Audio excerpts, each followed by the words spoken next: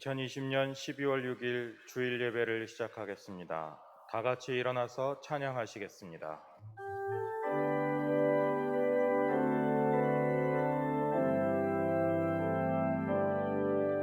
왕의 왕이신 하나님께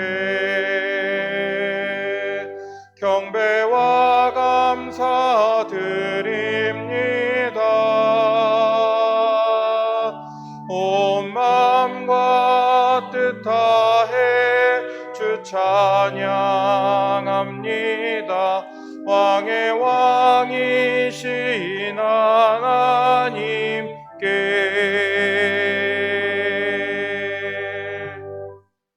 주께 피하는 모든 사람은 다 기뻐하며 주의 보호로 말미암아 영원히 기뻐 외치고 주의 이름을 사랑하는 자들은 주를 즐거워하리이다. 하나님은 영이시니 예배하는 자가 영과 진리로 예배할지니라. 아멘. 성시교독은 교동문 116번, 구주강림 2번입니다. 교동문 116번을 교독하겠습니다. 이새의 줄기에서 한 싹이 나며 그 뿌리에서 한 가지가 나서 결실할 것이요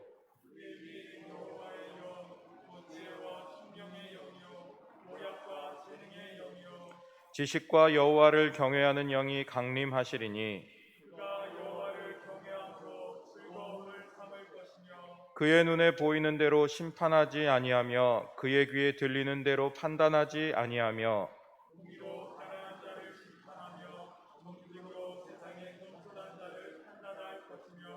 그의 입의 막대기로 세상을 치며 그의 입술의 기운으로 악인을 죽일 것이며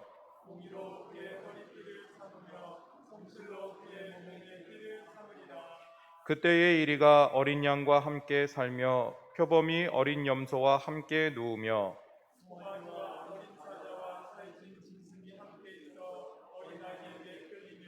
암소와 곰이 함께 먹으며 그것들의 새끼가 함께 엎드리며 사자가 소처럼 풀을 먹을 것이며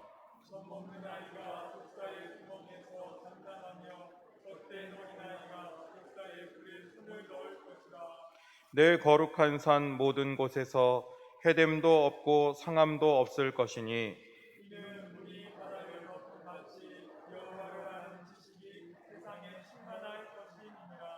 그날에 이새의 뿌리에서 한 싹이 나서 만민의 기치로 설 것이요 열방이 그에게로 돌아오리니 그가 거한 곳이 영화로우리라. 아멘. 사도신경으로 우리의 신앙을 고백하겠습니다. 전능하사 천지를 만드신 하나님 아버지를 내가 믿사오며 그 외아들 우리 주 예수 그리스도를 믿사오니 이는 성령으로 잉태하사 동정녀 마리아에게 나시고 본디오 빌라도에게 고난을 받으사 십자가에 못 박혀 죽으시고 장사한 지 사흘 만에 죽은 자 가운데서 다시 살아나시며 하늘에 오르사 전능하신 하나님 우편에 앉아 계시다가 저리로서 산자와 죽은 자를 심판하러 오시리라. 성령을 믿사오며 거룩한 공회와 성도가 서로 교통하는 것과 죄를 사하여 주시는 것과 몸이 다시 사는 것과 영원히 사는 것을 믿사옵나이다. 아멘.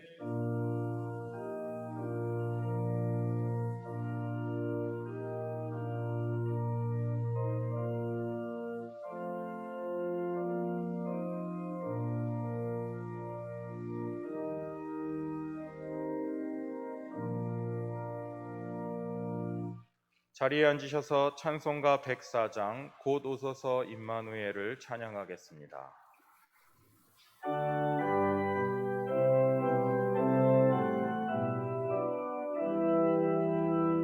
곧 오소서 임마누엘 오 구하소서 이스라엘 그 보로 생활 고달파 메시아 기다립니다. 기뻐하라 이스라엘 곧 오시리요 주옵소서. 지혜의 주 온 만물 질서 주시고 참 진리의 길 보이사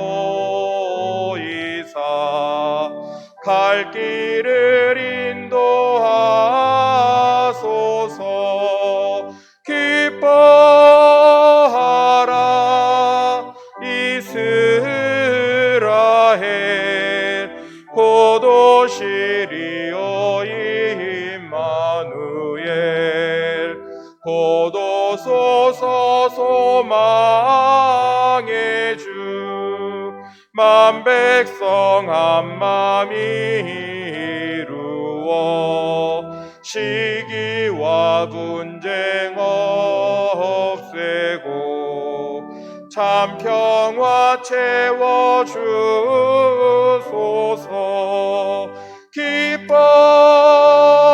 기뻐하라 이스라엘 곧 오시리오 임마누엘.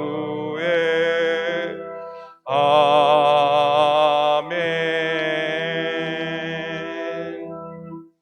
예배를 위해 김만수 장로님 기도 인도하시고 다 같이 기도하겠습니다.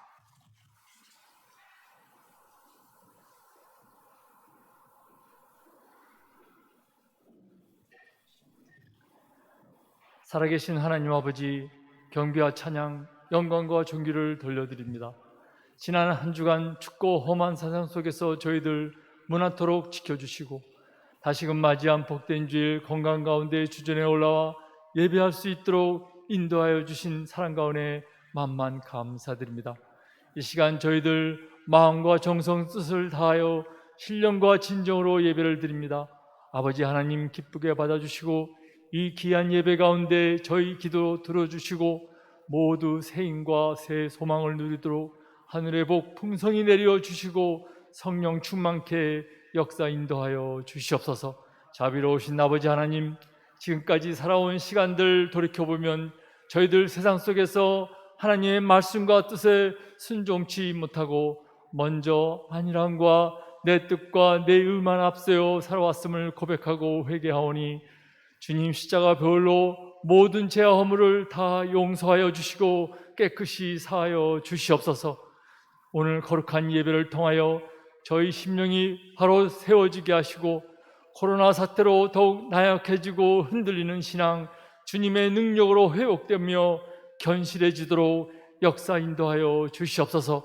하여 진리의 말씀 안에 자유함을 누리며 매사 적극적인 신앙인으로 거듭나 거친 세상 속에서 사탄마귀 올무를 이겨내고 높고 크신 하나님 아버지의 사랑과 은혜에 감사 찬송하며 승리의 믿음 생활 잘 살아가도록 도와주시고 인도하여 주시옵소서.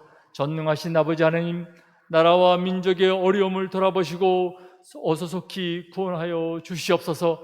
코로나 확산 사태가 전국민 철저한 방역과 마스크 착용으로 잠잠케 될 뿐만 아니라 속히 종식 이루도록 역사하여 주시고 위정자들에게 지혜와 정직한 영을 내리시어 백성들 신뢰함 속에 더욱 이 땅의 평화와 안정, 경제의 회복을 이루도록 굽어 보살펴 주시옵소서. 특히 우리 그리스도인과 교회들은 혼란에 처한 나라를 위해 하나님께 간절히 기도하며 믿음으로 이 땅의 고난과 역경을 잘 극복해 나가는데 선구자의 글을 잘 감동토록 힘과 능력을 더하여 주시옵소서.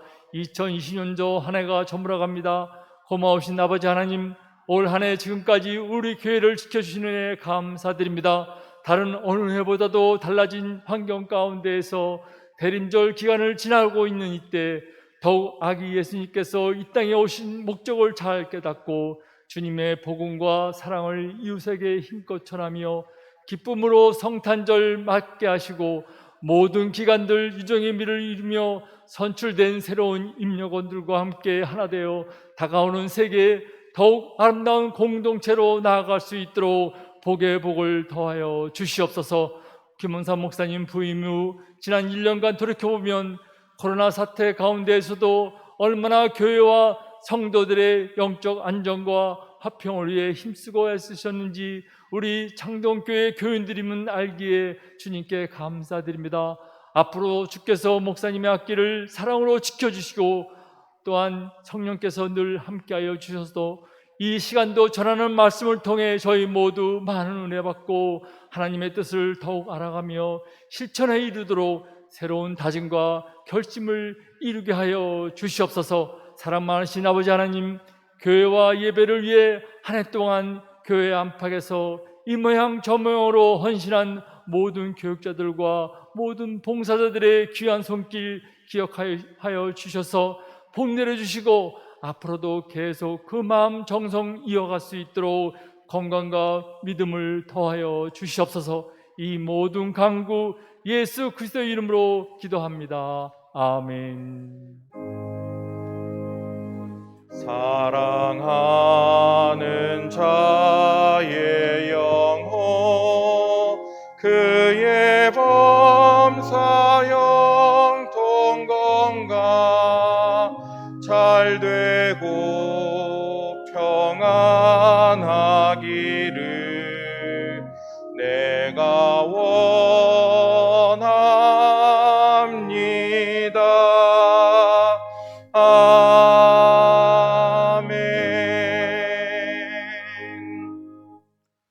오늘 우리에게 주시는 하나님 말씀은 신약 성경 누가복음 7장 36절로 47절의 말씀입니다.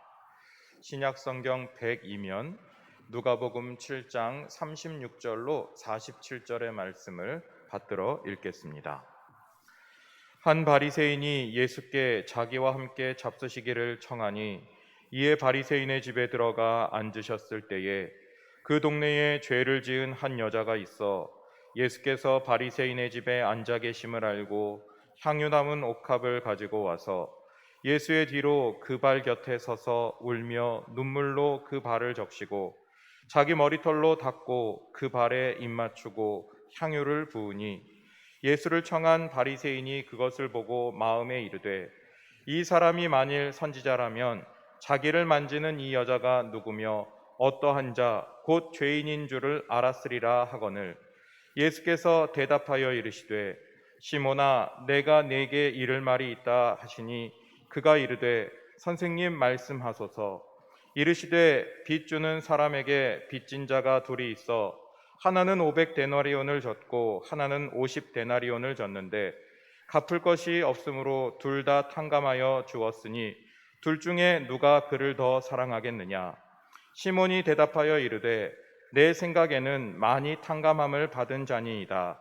이르시되 내 판단이 옳다 하시고 그 여자를 돌아보시며 시몬에게 이르시되 이 여자를 보느냐.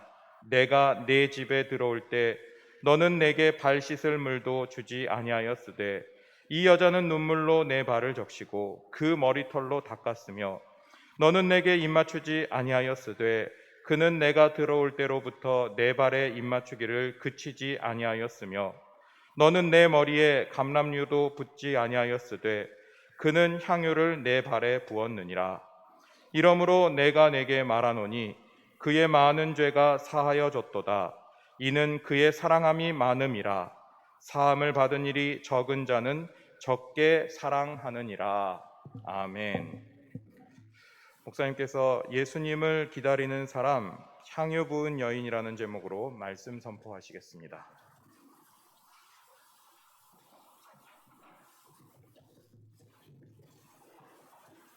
할렐루야. 지난 한 주간 잘 지내셨습니까? 우리 코로나 상황이 점점점 안 좋아지고 있지 않습니까?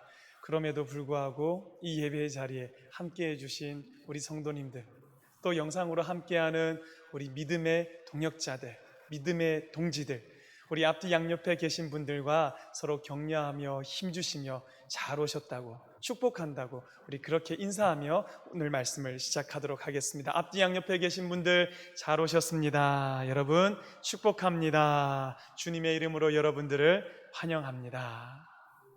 네, 코로나 상황이 안 좋아지는 가운데서 반가운 소식이 있었습니다. 질병관리청이지요. 거기서 방역의 모범 사례로 어저껜지 그저껜지 기사가 나왔었는데 교회의 예를 들었더라고요. 보니까 수원에 있는 수원중앙침례교회라는 곳입니다. 침례교회에서는 손가락 안에 꼽히는 큰 교회인데요. 거기에 감염자, 이 확진자가 3명이 예배에 참석을 했다는 거예요. 그런데 그 3명과 함께 예배드린 사람 700명이 있어서 이 700명에 전부 다 검사를 했더니 한 사람도 감염된 사람이 없었더라. 무슨 힘이겠습니까, 여러분? 네, 주님의 힘, 그리고 마스크의 힘. 네, 마스크만 잘 끼면 이렇게 같은 공간에 3명의 확진자가 있어도 700명이라는 사람이 주변에 있어도 안전하다, 감염이 되지 않는다라는 것을 밝히는 사례라고 했습니다.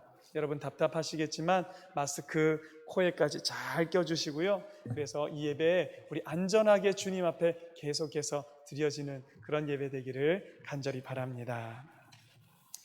저는 2001년도에 전도사로 처음 사역을 시작했고 지금 2020년이 끝나가니까 이제 사역을 시작한 지는 20년이 지난 것 같습니다. 길다면 길고 또 짧다면 짧은 이 시간 동안 어느 가정인가 누구에겐가 초대받아가고 또 누가 식사 대접을 해준 자리 중에 제 뇌리에 깊이 박혀있는 아마 죽을 때까지 못 잊을 것 같은 그런 식탁이 하나 있습니다. 제가 목사 안수 받자마자 거의 처음이었습니다. 제가 그때는 전도하는 일과 새가족을 담당하는 일만 하고 있었습니다. 새가족이 등록하면 이제 가서 새가족 등록 신방이라는 걸 하게 되어 있습니다. 70세도 훨씬 넘으신 할머니께서 등록을 하셔서 그 가정에 와서 예배 드려달라 하시기에 전도하신 분, 또 새가족부에 같이 일하시는 분, 그리고 저 한 4명 정도가 그 가정에 가서 예배를 드렸습니다. 예배를 잘 드리고 다과도 주시는 거 잘 먹고 이제 거의 1시간이 지나고 끝날 무렵에 그 할머니께서 마음이 너무너무 좋으신 거예요. 좀 외로우셨나 봅니다. 남편이 있으시기는 한데 지방에서 농장을 운영하고 계시고 그러다 보니까 이 할머니는 친구 사귀기 위해서 사우나도 가시고 다른 모임에도 가시고 그런데 늘 외로운 마음을 달랠 수 없다가 누군가 이렇게 예수 믿는 사람들이 와가지고 같이 예배도 드려주고 하니까 참 그게 좋으셨나 봐요. 그러면서 밥을 대접하고 싶은데 밥 먹고 가면 안 되냐고 그러시는 거예요. 그랬더니 그분을 전도하신 권사님이 왜 안 되냐고 밥 먹을 수 있다 이렇게 얘기를 하신 거예요. 그래서 여러분 보통 밥 먹는다 생각하면 가까운 식당에 나가가지고 밥을 사 먹고 이런 걸 생각하기 마련이지 않습니까? 근데 그 할머니께서 그 시간부터 밥을 짓기 시작하신 거예요. 쌀통에서 이렇게 쌀을 퍼다가 시큼시큼 쌀뜨물을 여기 한 곳에 이렇게 부어 두시더니 냉동실에서 냉동조기 한 마리를 탁 꺼내시더니 쌀뜨물에 딱 담가 놓으시고 얘가 몸이 풀릴 쯤 돼서는 칼로 비늘을 벗기는 겁니다. 체각. 그 비늘이 튀는 장면이 아직도 제 눈에 생생한 것 같습니다. 그래가지고 조기도 굽고 나물도 좀 무치시고 고기도 좀 구우시고 된장도 만드시고 밥을 하는데 여러분 요즘은 압력 전기밥솥 쓰잖아요. 옛날 그 무쇠 압력밥솥에 치키치키 밥 하는데 1시간 반. 제가 그 1시간 반 동안 옆에서 계속 이야기하고 그럼 밥 먹는데 또 1시간 넘게 차도 또 마시고 거의 신방이 한 5시간 정도 돼요. 거기 차려주신 밥이 너무너무 맛있고 너무너무 화려해서 기억에 남는 게 아니라 우리 그 할머니의 투박한 마음, 근데 사랑이 너무너무 넘치는 마음, 그것 때문에 그 밥상은 아마 제가 죽을 때까지 못 잊을 그런 밥상이 된 것 같습니다. 오늘 예수님이 초대를 받으셨어요. 오늘 말씀 첫 절이지요. 36절 말씀입니다. 우리 같이 한 목소리로 읽어보겠습니다. 시작. 한 바리새인이 예수께 자기와 함께 잡수시기를 청하니 이에 바리새인의 집에 들어가 앉으셨을 때에. 자, 오늘 예수님을 초대한 사람이 다른 사람도 아니고 바리새인입니다.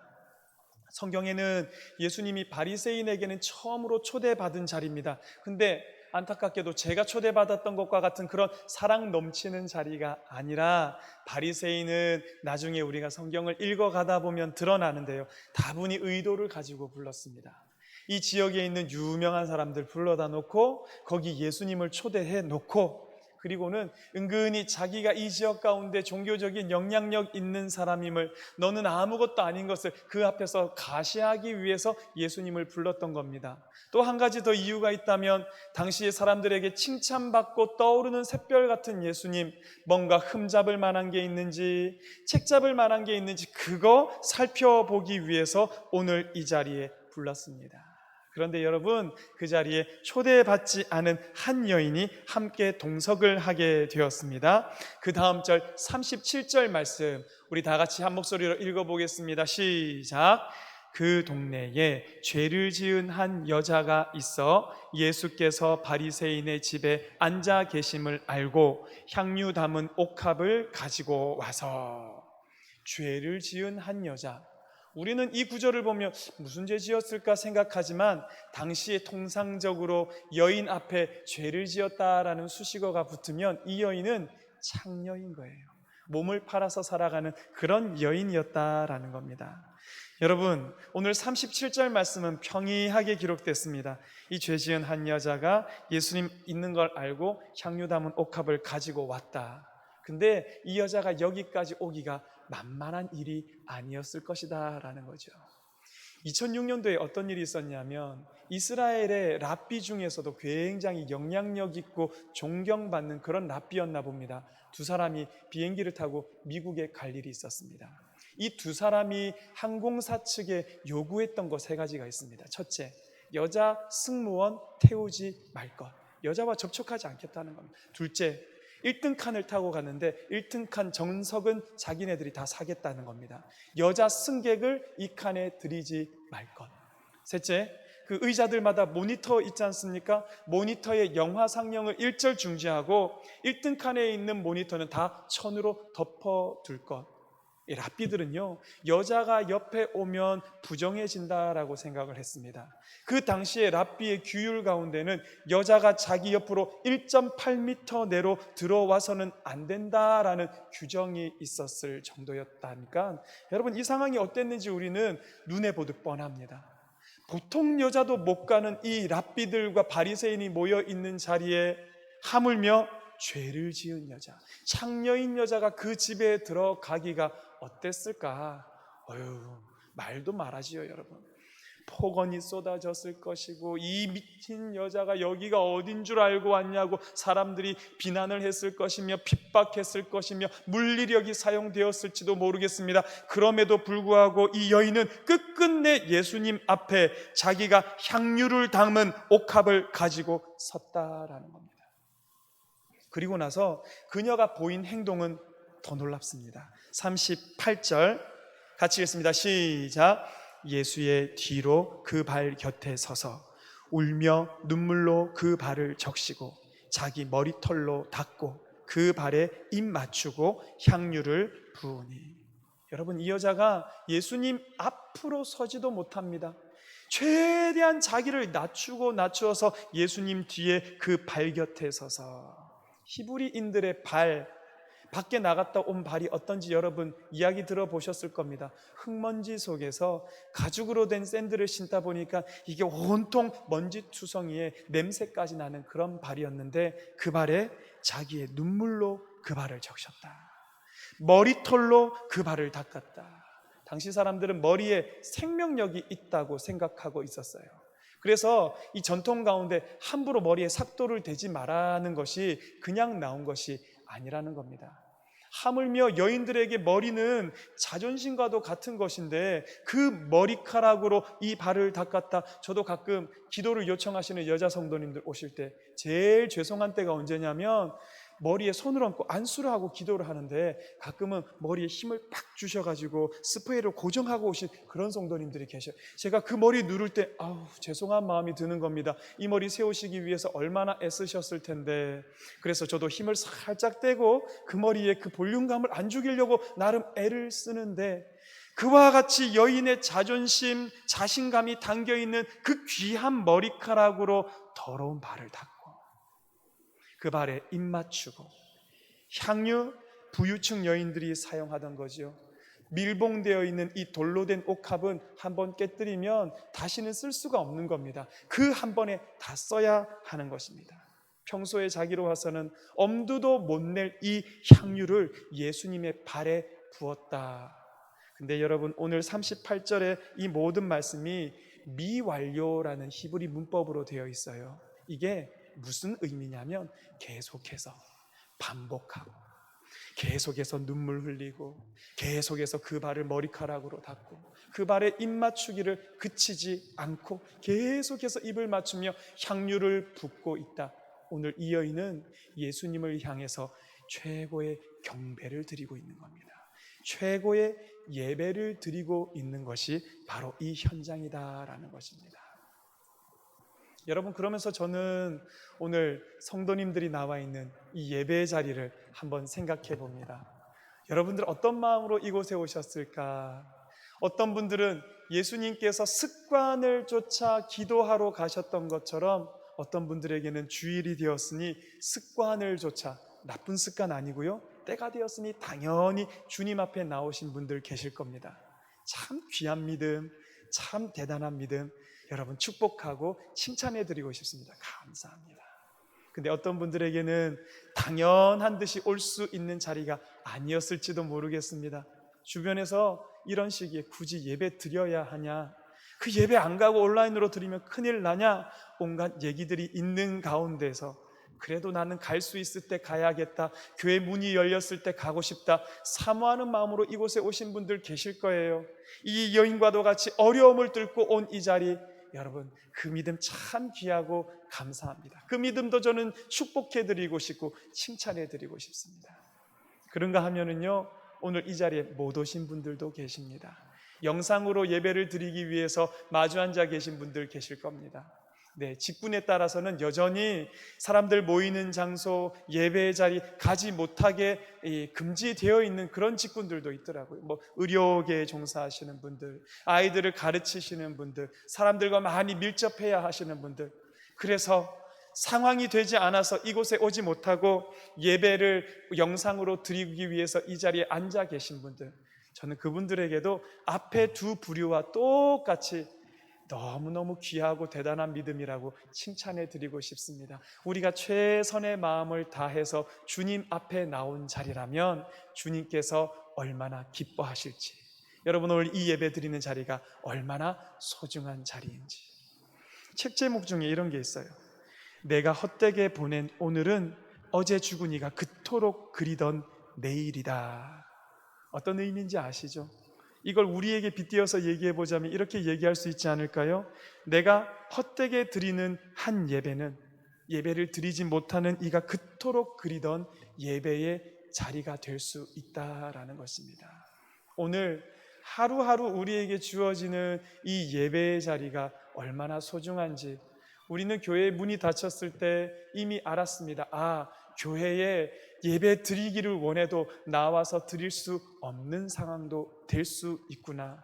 여러분 오늘 이 예배의 자리가 여러분들에게 귀하디 귀한 예배, 최고의 예배와 최고의 찬양을 드리는 우리 창동교회 성도님들 되시기를 간절히 바랍니다.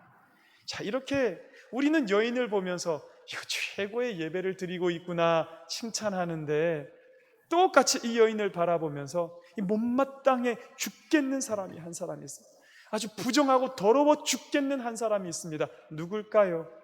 오늘 예수님 초대했던 이 바리새인 시몬이라는 사람에게는 이게 너무너무 못마땅한 겁니다. 그래서 그는 속으로 생각합니다. 예수님을 향해서, 아니 이 사람이 만일 선지자라면 이 여자가 어떤 여자인지, 어떤 죄인인 줄 알 텐데 이걸 가만히 놔두나? 선지자도 아니구나. 랍비라면 여인이 못 오게 했을 텐데 이는 그도 안 되는구나. 속으로 예수님을 향해서 이런 불만과 불신이 가득하고 있는 그 순간, 예수님은 아시죠? 예수님 우리의 마음의 전부를 아시는 분 아닙니까? 이 바리새인이 말하지 않았음에도 불구하고 예수께서 대답하여 이르시되라고 하면서 예수님의 말씀이 시작됩니다. 그 속에 무슨 생각이 있는 줄 예수님 아셨다는 거예요. 오늘 우리의 속마음도 예수님 아십니다. 겉을 보고 아는 것이 아니라 우리의 속을 아시는 예수님, 그래서 우리가 예수님께 더 담대함으로 나아갈 수 있는데요, 예수님은 이와 같이 그 바리새인의 마음속을 아시고는 그에게 비유로 말씀하시기를 시작하는데, 그게 여러분 이 500데나리온 빚진 사람, 50데나리온 빚진 사람에 대한 이야기를 시작합니다. 그러면서 어떤 사람이 돈을 빌려주었다. 한 사람에게는 500데나리온을 빌려줬고 한 사람에게는 50데나리온 빌려줬다. 여러분, 한 데나리온은 당시 노동자 하루 품삯이라는 거 들어보셨을 겁니다. 그러면 500데나리온은 계산해 보니까 대략 1년 반 정도 노동자의 월급이 됩니다. 50데나리온은 대략 2달 정도의 이 월급이 됩니다. 큰 돈이겠죠. 여러분, 그 돈을 빌렸는데 빌린 사람들이 각각 그 돈마저도 갚을 힘이 없는 겁니다. 그랬더니 이 돈을 빌려준 사람이 무슨 생각이었는지 그 둘의 모든 빚을 탕감해 주었다. 그러면서 예수님의 질문입니다. 둘 중에 누가 그를 더 사랑하겠느냐? 이 500데나리온 탕감받은 사람, 50데나리온 탕감받은 사람, 누가 더 탕감해 준 사람을 사랑하겠느냐 물었더니 시몬이 대답하는 겁니다. 내 생각에는 많이 탕감함을 받은 자니이다. 예수님께서 너의 판단이 옳다라고 말씀하십니다. 그렇죠, 여러분. 50데나리온도 감사하겠지만 500데나리온 탕감받은 사람은 더 감사하겠죠.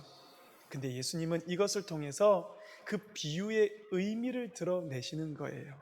먼저는 자기 발 뒤에 머물러 있는 그 여인을 한번 쓱 보시고는, 그리고는 시몬에게 말씀하시는 겁니다.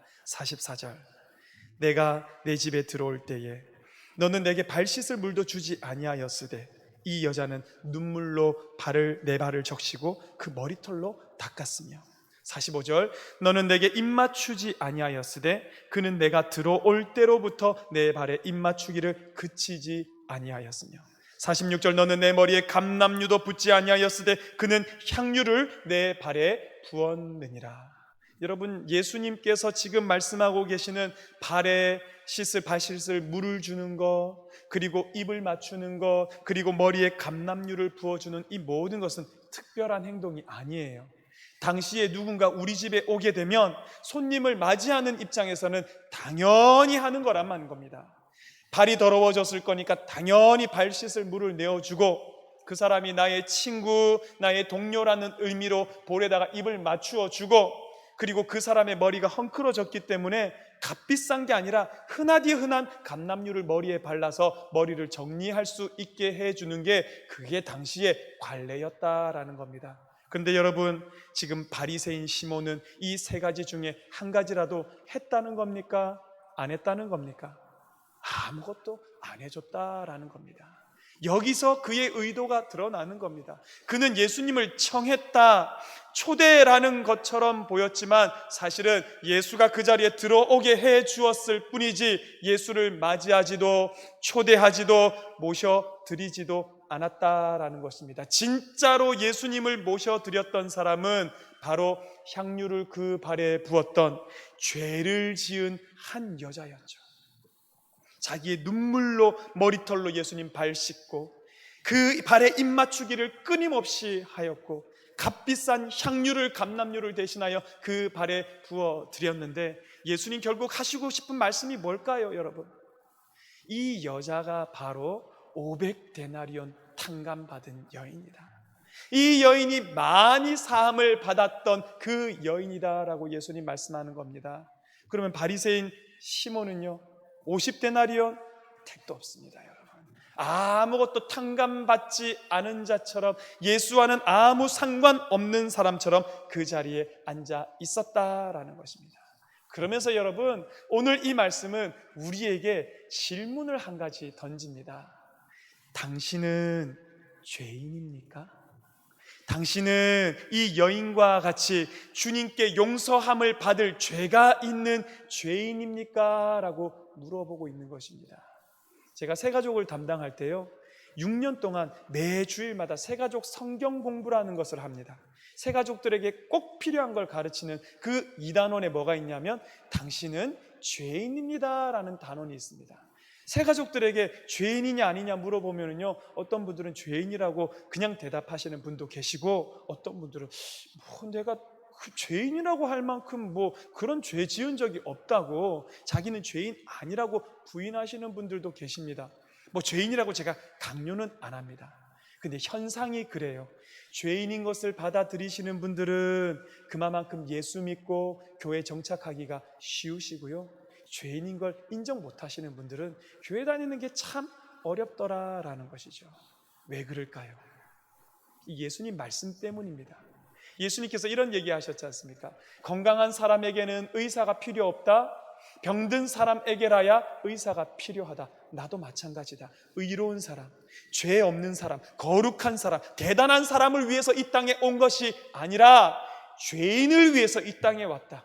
자기의 죄의 문제 해결하지 못해서 전전긍긍 앓으면서 이 죄 때문에 죽을 수밖에 없는 존재인 것을 깨달아서 그것 때문에 아파하는 죄인을 위해서 예수님이 오셨다라고 분명히 밝히셨거든요.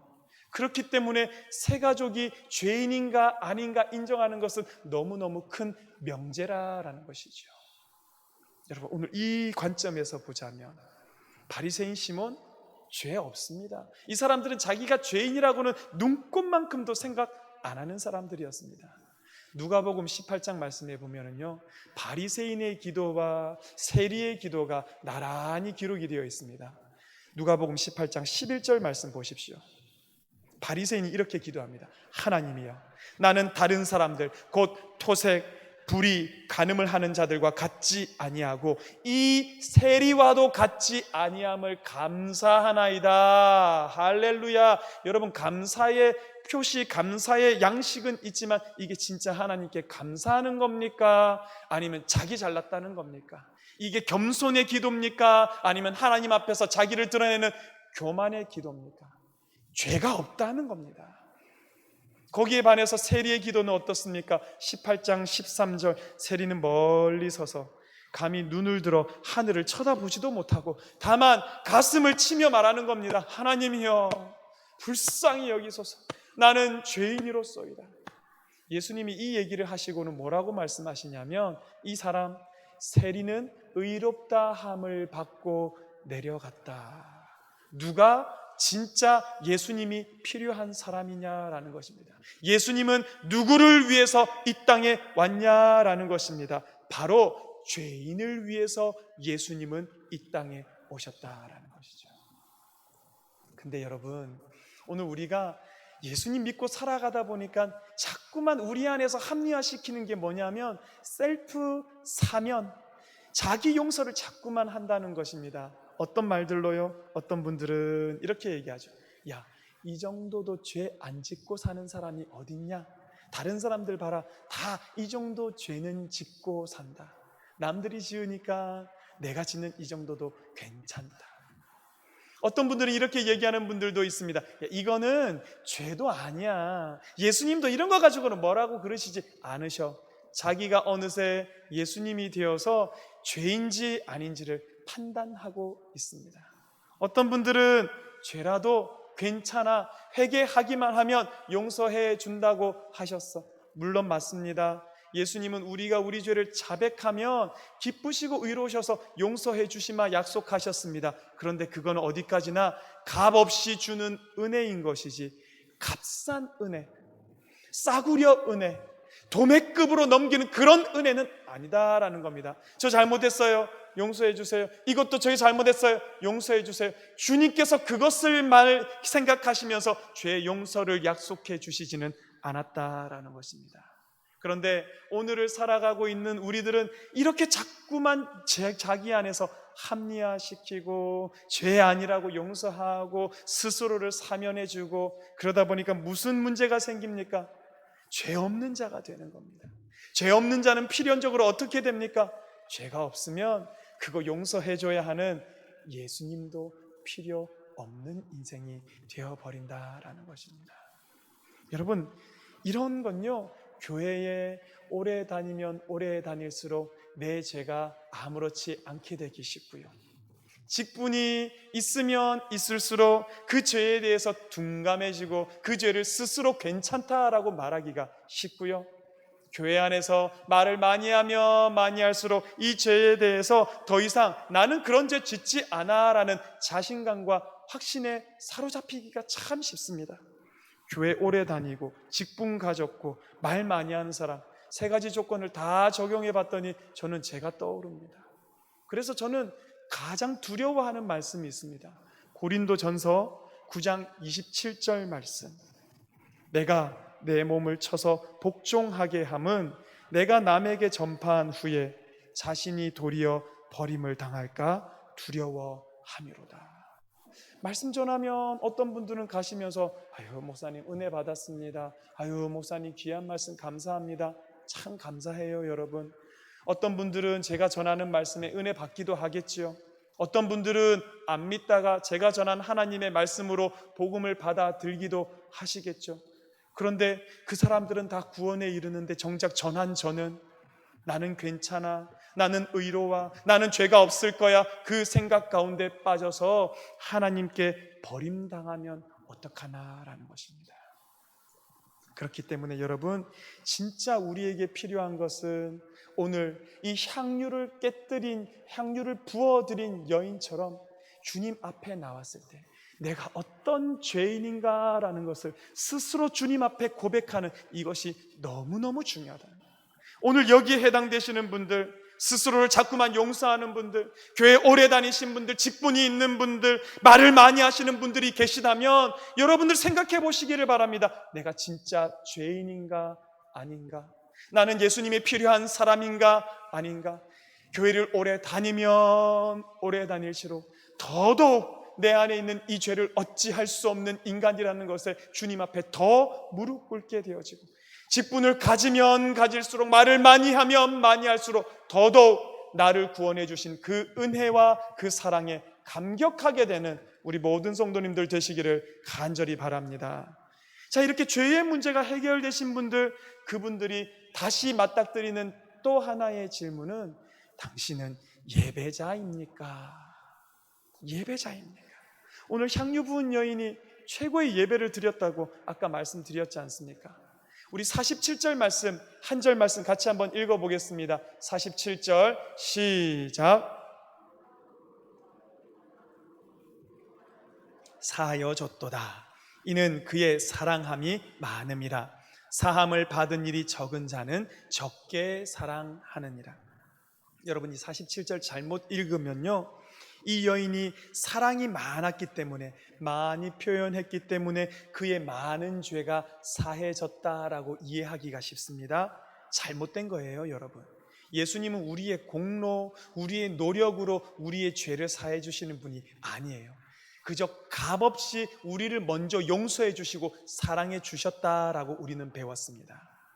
어떤 성경을 연구하는 사람들은 그렇기 때문에 이 여인이 이 성경에 나오는 7 귀신 들렸던 막달라 마리아가 아닌가라고 추측하기도 합니다. 근데 밝혀진 건 없고 어디까지나 추측. 그러나 이 여인이 어떤 여인이었다라는 겁니까? 이미 죄사함이 많은 여인이라는 거예요. 죄 때문에 살아갈 수 없는 여인이었는데 예수님으로 말미암아서 그 죄 용서함을 받고 구원함을 받은 감격이 그 속에서 넘치는 그런 여인이었을 것이다 라는 겁니다. 그걸 주체하지 못하니까, 그걸 억누를 길이 없으니까 그 누가 막는 길을 뚫고서라도 가장 귀한 거 옥합을 들고 주님 앞에 나와서 그것을 깨뜨렸다라는 것이죠. 여러분, 여기에 진짜 참된 예배가 있다라는 것입니다. 바리새인 시몬, 그는 예수님을 청했죠. 그러나 그는 예배자 아닙니다. 그 안에는 예수님께서 자기를 구원해 주셨다라는 것에 대한 감사도 없었고 죄인이라는 고백도 없었고 예수님과 같은 공간에 있었을 뿐 예수님을 예배하거나 예수님을 경배한 적이 없다라는 것입니다. 여러분, 이게 왜 두려운 줄 아세요? 오늘 이 자리에 앉아있는 우리들, 오늘 영상을 통해서 예배하는 우리들, 예수님과 같은 공간 속에 있을 거라고 생각할 수는 있지만 그게 진짜 우리가 예배를 드리고 있는가는 다른 문제다라는 것입니다. 우리가 진짜 예배를 드리려면 우리 안에 선행되어야 하는 것 1번, 나는 죄인입니다. 이 죄는 어찌할 수 없습니다. 그래서 주님이 필요합니다. 그런데 주님이 내 죄 사해 주셨습니다. 감사합니다. 고맙습니다. 감격이 넘치고 넘쳐서 이 넘치는 것을 주체할 수 없으니까 어떻게 하는 겁니까? 주님이 기뻐하시는 예배의 자리로 가는 겁니다. 드릴 수 있는 최고의 예배를 드리며 그분께 영광과 경배를 올려드리는 것이 바로 이 예배의 자리가 되었다라는 것입니다. 그렇다면 성도 여러분, 오늘 우리는 우리 스스로를 들여다봐야죠. 나는 진짜 예배자인가? 나는 오늘 진짜 참된 예배를 드리며 주님 앞에 나아가고 있는가? 그렇지 않으면 주님과 같은 공간에 있을 뿐 내게는 감격도 없고 감사도 없고 주님을 향한 아무것도 없는 그와 같은 예배를 드리는 사람인가? 간절히 바랍니다. 오늘 이 자리에 앉아있는 우리 성도 여러분, 영상으로 함께 시청하시는 우리 모든 성도 여러분, 우리가 있는 그 자리마다 하나님께 감사와 나를 구원해 주신 감격이 넘치는 최고의 예배를 드리는 자리가 되기를 주님 이름으로 간절히 축원합니다. 우리 대림절 두 번째 주일을 보내고 있습니다. 이 대림절의 의미가 예수님을 기다리는 날이라고 말씀을 드렸습니다. 크리스마스가 되기까지 오신 예수님을 기다리고 그 예수님을 맞이할 준비하는 시간이 대림절이죠.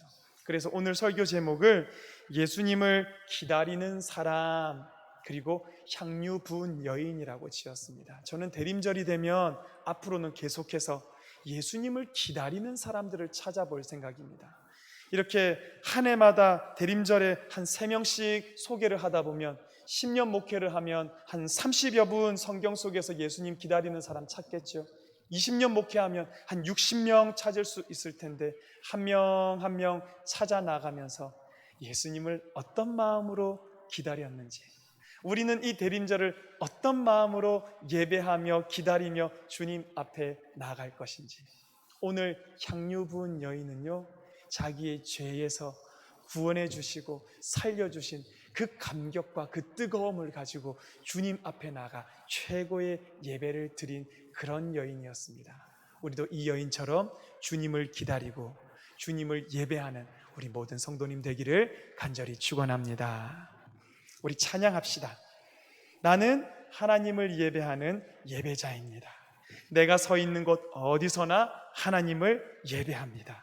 내 영혼 거룩한 은혜를 향하여, 내 마음 완전한 하나님 향하여 이곳에서 바로 이 시간 하나님을 예배합니다. 우리 함께 찬양하겠습니다.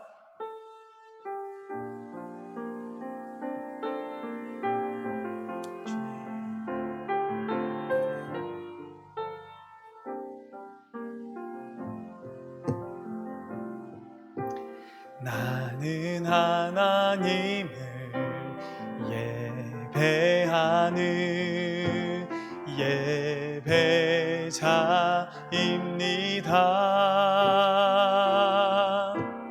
내가 서 있는 곳 어디서나 하나님을 예배합니다.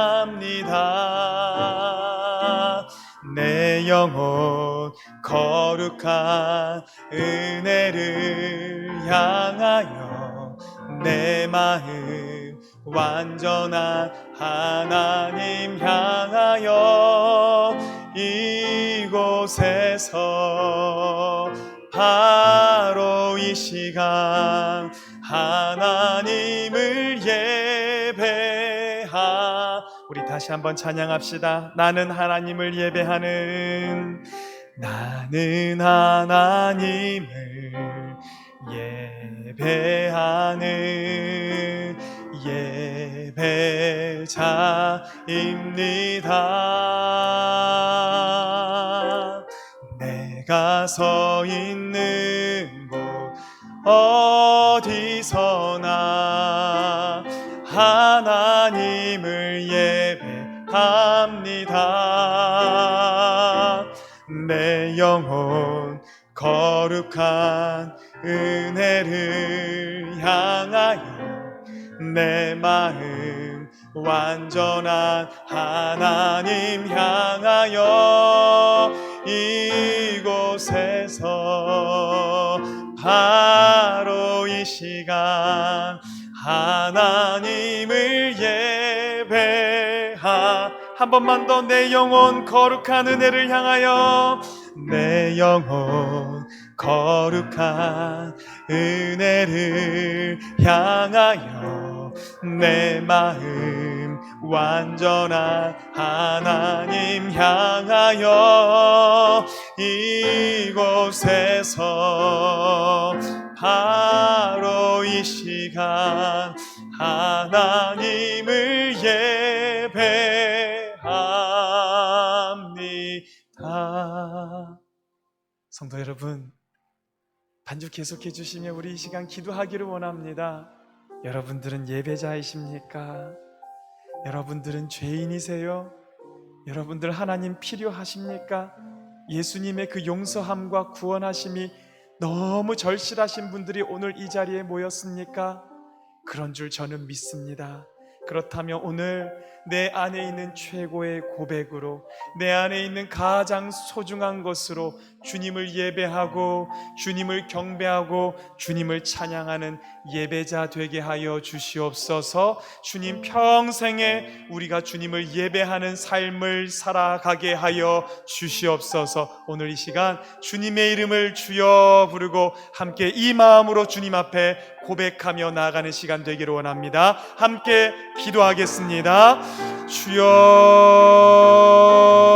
주여, 감사합니다. 주님, 오늘 이 작은 마음, 연약한 마음으로 주님 앞에 나와 기도합니다.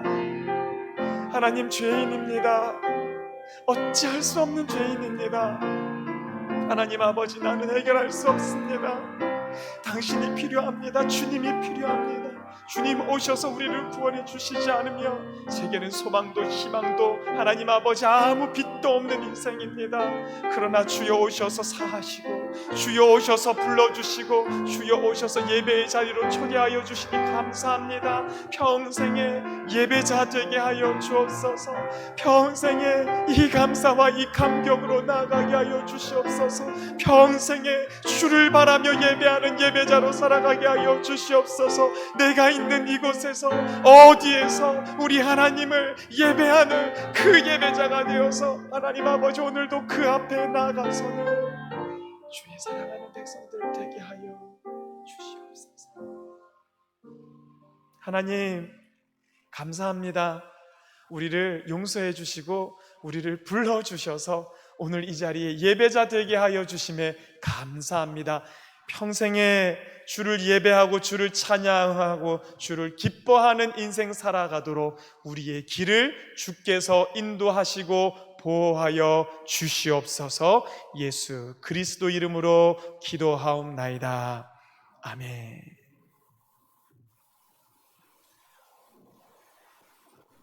교회 소식 전해드리겠습니다. 오늘 대림절 두 번째 주일 보내고 있습니다. 이 대림절 4주까지 있는데 이 시간들 우리 주님을 깊이 묵상하시고 오시는 주님을 기다리는 그런 시간 되시면 좋겠어요. 가끔 보면 어떤 분들에게 이 절기라는 거 있지 않습니까? 뭐 대림절이라든지 아니면 사순절이라든지 절기가 어떤 분들에게는 그 뭐 비슷한 말씀, 비슷한 찬양 좀 지겨워하시는 분들도 계신 것 같은데 절기는 선물입니다. 이 대림절이 되면 우리가 다른 때에 비해서 오신 주님을 더 깊이 생각하는 겁니다. 그 주님을 맞이하기 위해서 우리의 마음을 더 준비하는 겁니다. 감사절이 되면 감사의 마음을 회복시키고 사순절 고난주간을 보낼 때는 우리를 위하여 대신 그 길 걸어가신 주님께 대한 감사, 살아서 다시 역사하시는 주님을 찬양. 여러분 이게 절기거든요. 대림절이 날마다 크리스마스 전까지 그렇게 오시는 주님을 기대하시고 깊이 묵상하는 그런 여러분들의 절기 되기를 간절히 바랍니다. 금요 기도회 매주 금요일 밤 9시에 있습니다. 고민이 생겼습니다. 서울시에서는 금요일 날 발표하기를 9시 이후가 되면 불을 꺼달라라고 요청을 했고 그게 어제부터 시행됐는데 어떻게 해야 하나. 그래서 오늘 오후에 새로운 방역 지침이 또 내려온다고 하는데요. 그것과 합해서 깊이 기도하면서 생각해 보려고 합니다. 그래서 어떻게 할지 결과는 금요기도에 오시는 분들은 문자로 보내드리고요. 또 성도님들께도 문자로 혹은 홈페이지를 통해서 알려드리도록 하겠습니다. 아무쪼록 성도님들 기도해 주실 때 우리의 예배의 자리 안전하게 지켜나가게 해달라고 그렇게 기도해 주시면 좋겠습니다. 차량 운행 노선 안내표 사무실 앞에 비치되어 있으니까 기억하시고요. 연말 정산 서류 필요하신 분들, 해마다 신청서 사무실로 작성해서 내셨을 텐데 올해부터 좀 달라진 게 있습니다. 과거에는 이 업무를 부목사님들이 다 하셨어요. 그런데 올해부터는 우리 재정이 전산화가 되었습니다. 그래서 이걸 다른 사람들이 재정부 일하시는 분들이 그걸 확인하고 그런 게 아니라 우리가 신청서를 받아서 명단을 넘겨주면 그 연말정산 서류를 전산으로 그냥 출력하시면 돼요. 그걸 부목사님들에게 주면 우리는 그걸 이제 포장을 해서 이 성도들에게 나누어 주는 그런 일을 하게 되는데, 그러니까 부목사님들이 임의로 뽑지 않는다는 겁니다. 그 말은 예전처럼 막 급하게 목사님 오늘 오후에 필요한데 꼭 좀 준비해 주세요. 그게 안 되는 거예요, 여러분.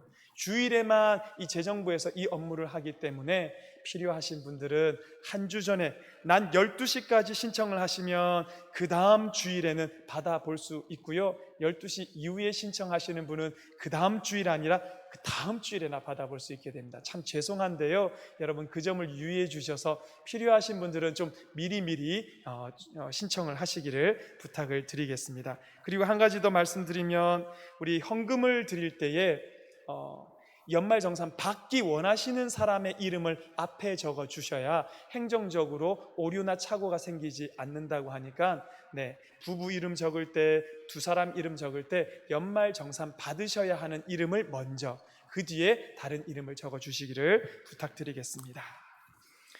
자녀 유아 세례 있습니다. 받으시기를 원하는 분들은 사무실로 신청해 주시면 12월 20일 주일 낮예배 때 유아 세례를 베풀도록 합니다. 자격은 24개월 미만의 아이, 그리고 부모 두 사람 중에 한 사람은 최소한 세례교인 이상이어야 하는데요. 신청하신 분들은 세례 당일 30분 전까지 와서 소정의 교육을 받으시면 유아 세례를 받을 수 있으니까 신청해 주시기 바랍니다. 슬픔당한 가정이 있습니다. 이교구 신동아 6구역 김연화 권사님의 모친 되시고 배정선 집사님의 장모 되시는 고 이금래 집사님, 하나님 부르심을 받았습니다. 위로해 주시기 바랍니다. 이제 자리에서 다 같이 일어나서 찬송가 149장 4절 한 절 찬양하겠습니다.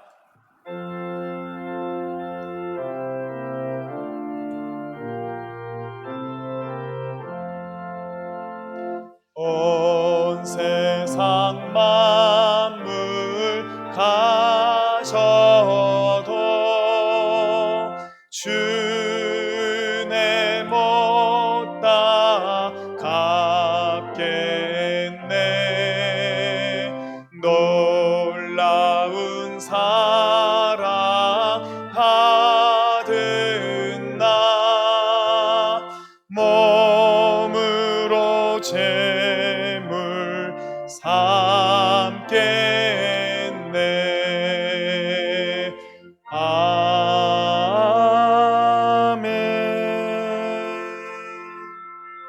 기도하겠습니다. 하나님, 오늘도 주님의 전에 나오며 귀한 예물 가지고 온 손길들 있사오니 주여 받아 주시옵소서.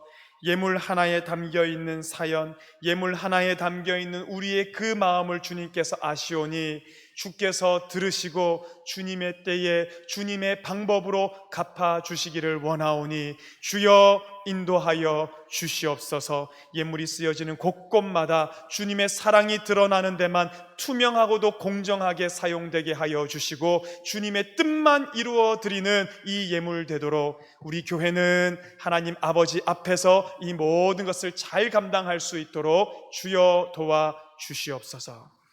지금은 우리 주 예수 그리스도의 크신 은혜와 하나님 아버지의 놀라운 사랑과 성령의 감동 감화 교통하심이 오늘 죄인임을 고백하고 그러나 우리를 사하여 주신 그 감격으로 최고의 예배를 드리기를 원하는 사랑하는 창동교회 성도들 머리 위에 이제부터 영원히 함께 하시기를 간절히 축원하옵나이다. 아멘.